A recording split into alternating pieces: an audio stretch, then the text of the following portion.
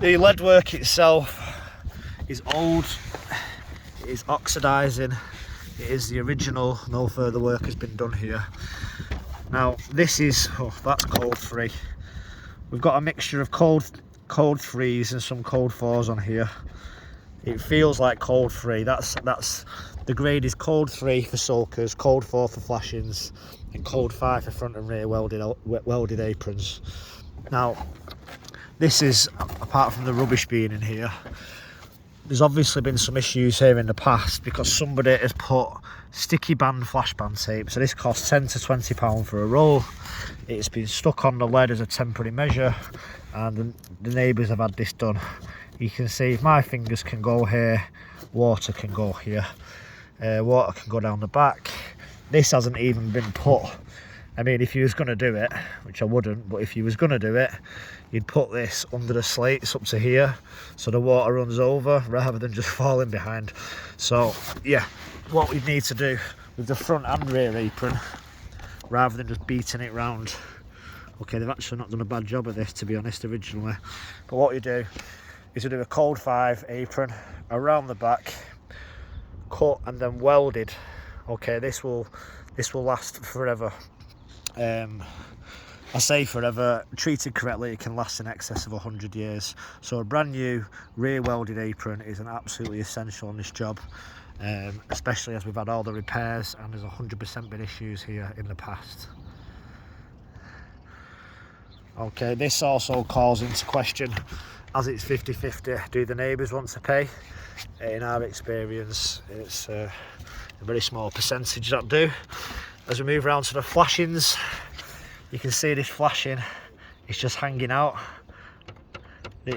It's not fixed with lead plugs, and the way it's sealed, you see lead expands and contracts.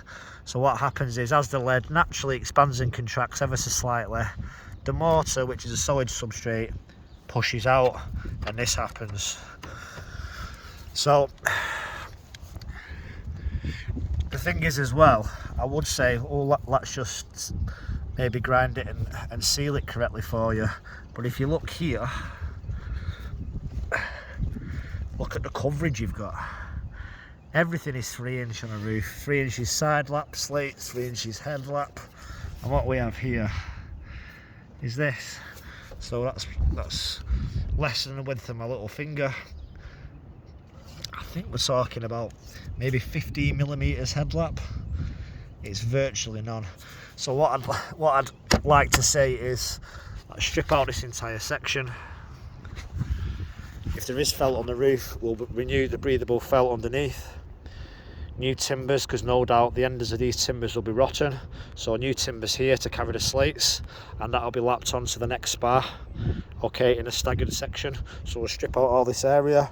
New felt, timbers, cold free lead, 4 inches on the slate and 3 inches up the wall, individual, to allow the passage of water, and then new flashings brought right down to base, so we've got that 3 inches lap.